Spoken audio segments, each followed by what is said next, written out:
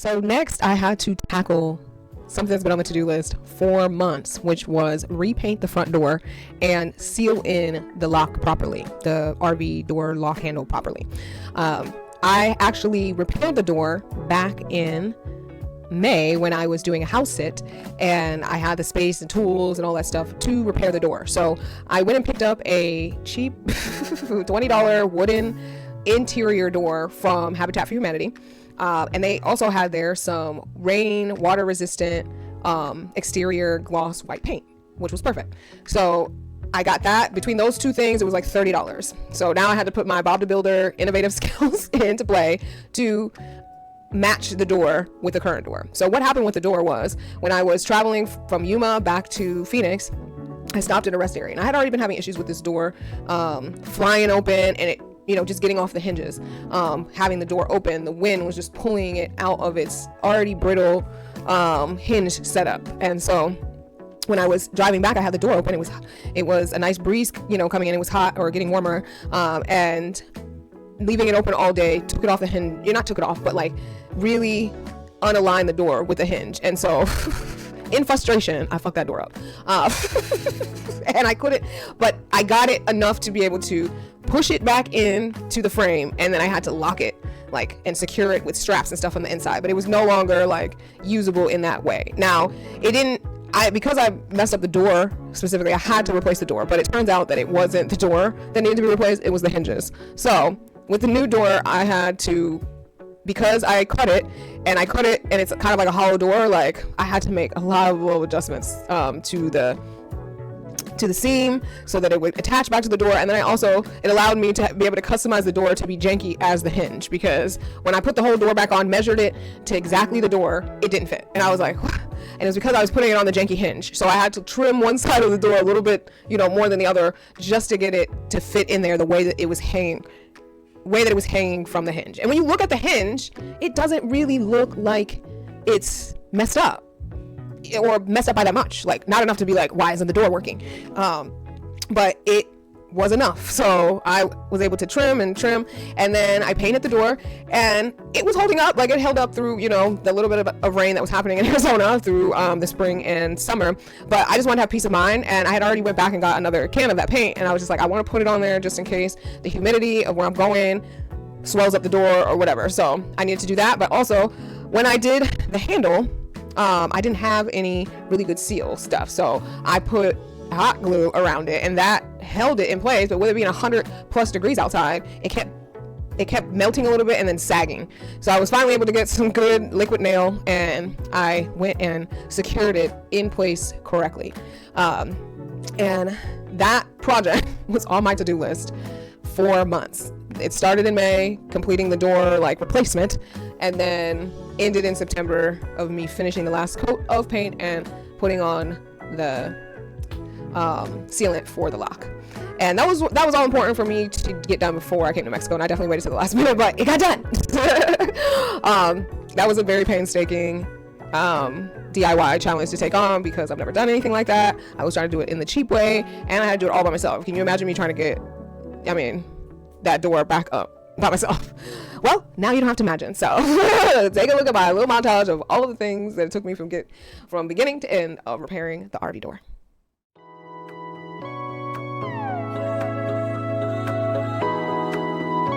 Feeling free to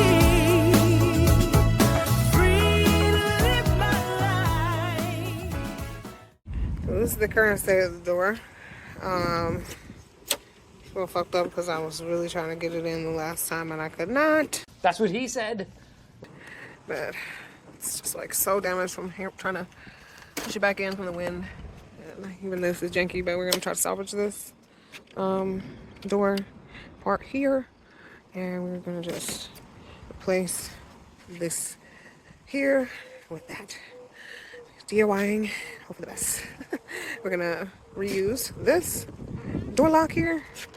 I don't want the window, because the window, you can't see through it. I thought it was a little thing on here, but it's just the way the glass is made, and I don't want that window. You can't see out of it, and it brings heat and light in. So fuck it. I'll probably put a peephole in this at some point just so I can see out, but I can see out through that window. when I need to see out the door. So I don't need that. Yeah, so this is the project for today.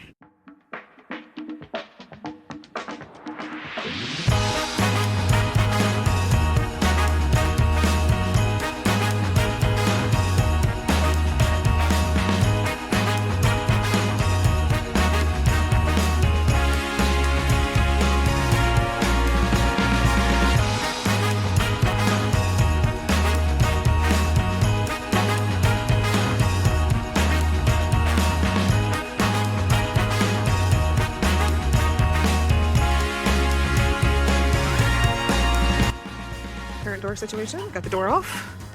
I still don't understand how the door didn't go back in the hinge. Because after taking it off, the hinges look fine to me. I don't know. This would have been the one that would have been most annoying. Yeah, I don't know. We'll see what happens. Got the door over here. I'm about to get the lock and that little piece and part of the door trim. And that's it. Fuck that thing. I might try to sell that window before I kill the door.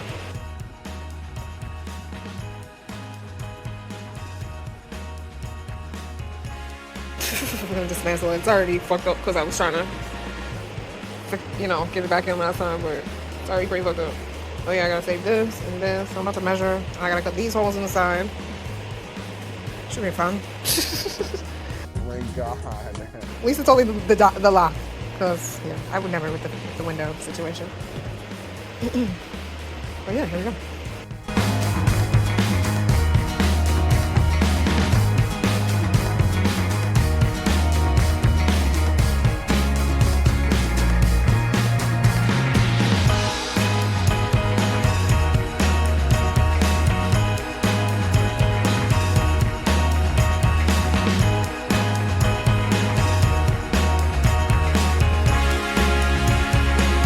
So I got the lock on there, and forgot to record that part. What?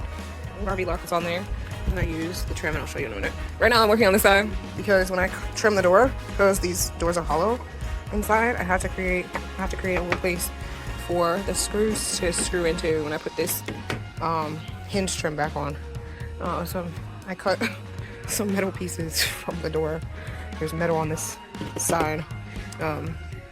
And so I cut pieces from that to put here and to put here. It'll be good here because there's still a solid piece over there. It's pretty thick. And then, yeah, so I just gotta secure these on. And then put this back on here. And then should be able to take outside and install it. 5 minutes later. I'm a little overwhelmed. I lost my weed! 75 years later. Excuse me.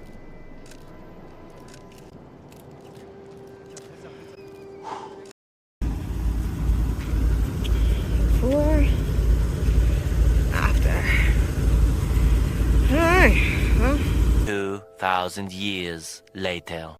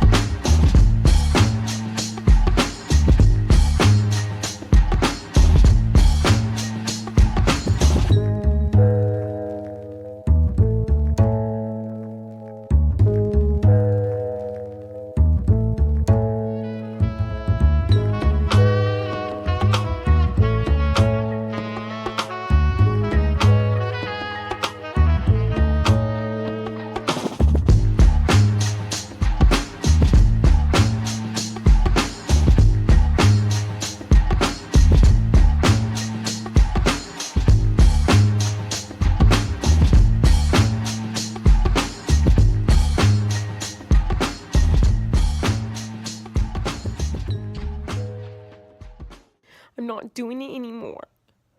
I'm done. And lastly was, as far as, you know, the checklist to get things for the RV, physically was RV mechanical maintenance. And I had planned to hire a mechanic and, you know, take care of some things to give me peace of mind, but at the end of the day, it wasn't necessary. I knew that the way that I was driving my RV, that I could make it. There was just a few things that I just needed to do, which was normal, which was an oil change, and also to get a new battery and a new spare tire. So I changed the oil right before I left. Everything was good. I greased my belts. One of the things that I wanted to do was get my belts looked at, because I believe there's some pulley in there that's loose. I'm not sure, but I couldn't find anybody, and, you know, budget, it would have been a budget concern. So I went without that. Just made sure I had some good lube on there, and, you know, continue to drive the vehicle the way that I was doing it. That was, you know, the most safest and healthiest for the vehicle, which is not driving too many hours, not driving at the hottest part of the day, driving in the middle and driving slow.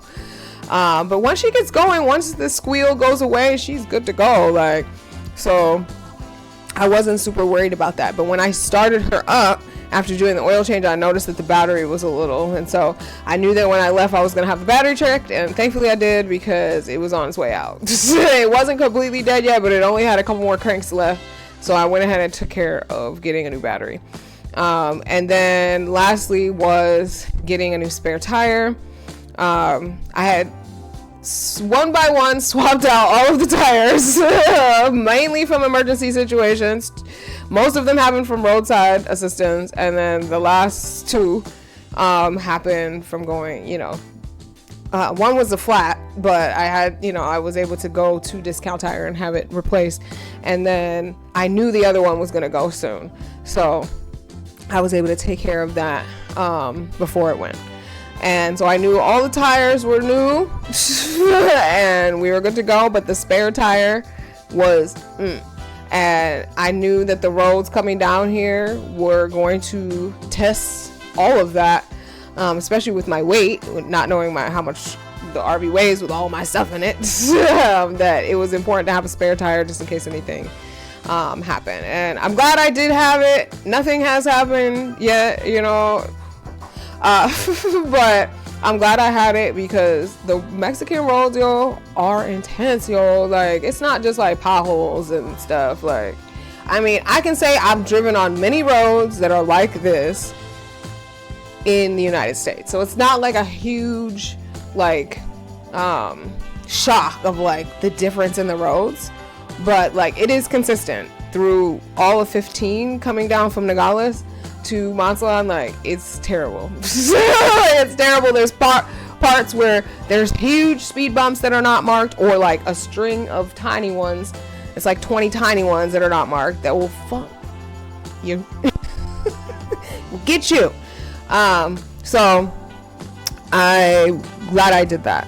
So those were all of the things that I did to prep the RV specifically, to get ready to cross to Mexico. So I am in Mexico, so Operation Move to Mexico has already happened. But again, I wanted to show you all of the hard work that went into making it possible.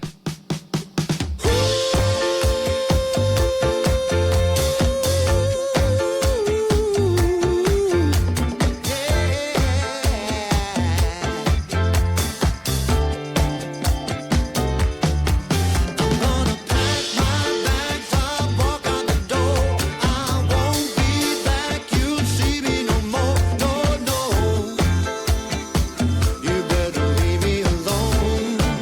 I'm gonna miss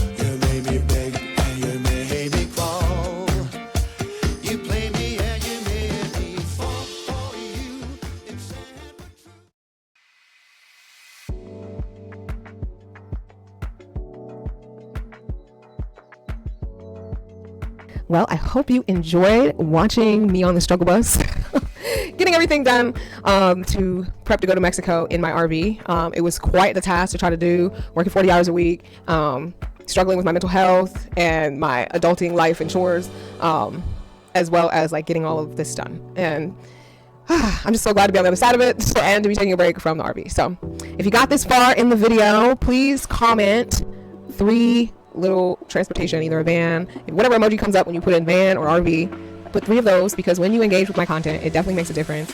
I'm working on growing this channel, and I really need your support. So if you made it in the video, please comment below, and I hope to see you in the next video where I show you my journey down to Mexico. So stay royal, stay rising, and live fearlessly free. I'm out.